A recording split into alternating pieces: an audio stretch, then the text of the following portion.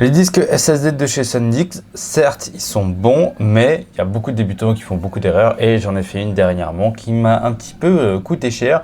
Donc dans cette vidéo, on va en parler évidemment avantages, inconvénients, mais surtout comment éviter toutes ces erreurs. La première erreur, c'est croire que 1 Tera, ça suffira largement. Tu vois, ça c'est un disque de 1 Tera, il est plein H24, c'est insupportable. Alors évidemment, ça va dépendre de pourquoi est-ce que tu achètes ce disque SSD. C'est juste pour transférer peut-être une vidéo ou deux vidéos à un client ou tout.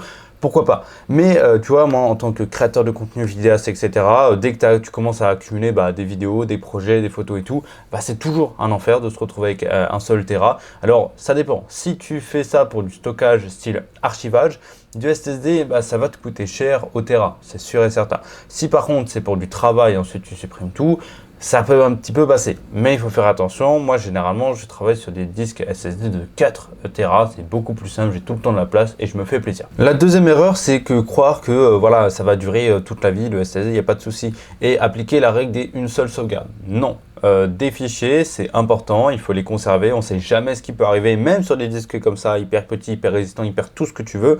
C'est quand même intéressant d'avoir au minimum 2 sauvegardes sur des disques différents. J'avais un disque il n'y a pas longtemps qui m'a complètement lâché, j'ai perdu toutes les données dessus, j'ai pas sourcillé un seul sourcil parce que tout simplement j'avais une autre sauvegarde à côté. Du coup j'ai refait une sauvegarde sur un autre disque pour toujours conserver 2 à 3 sauvegardes à chaque fois des documents les plus importants en tout cas. La troisième erreur, c'est la maltraitance du disque. Si tu le vires de ton PC, tu le débranches sans l'éjecter, et oui, ça peut causer des problèmes, c'est réel finalement. Il faut faire attention à ça. Et du coup, la dernière erreur, celle que j'ai fait il y a 2-3 jours, j'ai carrément perdu des fichiers à cause de ça. Quand tu es sur un SSD et que tu supprimes les fichiers, c'est impossible de les récupérer. Je t'explique. En gros, si tu supprimes des fichiers, ils vont généralement vers la corbeille. Ok, jusque là tout va bien, sauf quand c'est des fichiers lourds, il te dit que les fichiers sont trop volumineux pour la corbeille, et donc tu dis ok, supprimer quand même. Sache qu'à partir de ce moment-là, tu ne peux plus du tout récupérer tes fichiers. Si tu es sur un HDD, c'est pas un problème. Tu vas sur des applications comme Photorec, tu vas sur le CMD et tu peux te débrouiller pour récupérer des fichiers.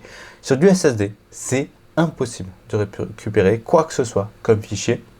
Même avec des Photorec, même avec des logiciels vraiment spécifiques et professionnels, tu ne peux pas récupérer de dossiers qui ont été supprimés depuis un SSD et qui ne sont pas dans la corbeille. Irrécupérables, ça les efface vraiment pour de bon. Donc ça, c'est une erreur qui m'a coûté cher il y a 2 jours. J'ai perdu des vidéos tout simplement que j'avais tournées et même une vidéo pour un client. Ça la fout mal. Il faut évidemment tout retourner, mais bon, ça va. C'est juste une perte de temps minime de quelques heures. C'est quand même chiant, mais voilà, c'est des erreurs qui n'auraient pas dû arriver parce que j'ai été évidemment négligent. Si tu as la moindre question sur ce disque-là, est-ce que c'est bien de prendre celui-là ou d'autres comme des Samsung T7 ou T9, n'hésite pas à me poser tes questions dans les commentaires. Sinon, tu as le lien du SSD dans la description. Ça va t'amener sur Amazon et tu auras à choisir entre le 0,5 Tera, le Tera, le 2 Tera ou le 4 Tera. Je te conseille évidemment de partir au minimum sur du 2 Tera. Pour l'instant, alors en juin 2026, les prix sont un petit peu chers. Donc, il faudra peut-être attendre que ça descende un petit peu. Donc voilà, fais attention à ça. Sinon, abonne-toi à la chaîne. On est bientôt aux 1000 abonnés. Ça me ferait plaisir d'enfin les atteindre. Moi, je te fais des gros bisous. À très vite.